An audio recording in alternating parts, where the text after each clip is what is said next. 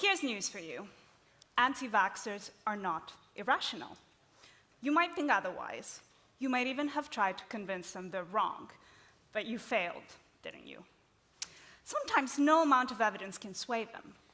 But before we dismiss them as unreasonable, let's consider how beliefs operate.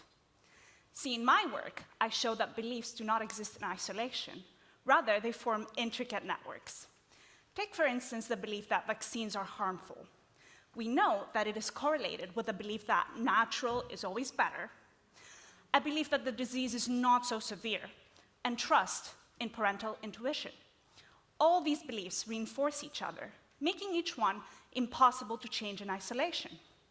So, if we want to change someone's mind, we need to understand how these networks operate. But how can we do that? Well, while we still can't magically record every single thought anyone's ever had, nowadays we do have a window into collective attitudes. Social media. That's what I do. In my work, I use natural language processing to extract beliefs from the social media data. Then, by looking at how frequently do beliefs coexist, I am able to work out the underlying structure of the network using machine learning. I then use these models to simulate how strategic interventions in the network can influence one's entire worldview.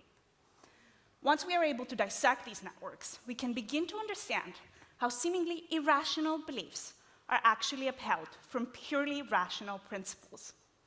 Let's just hope we're in time for the next pandemic.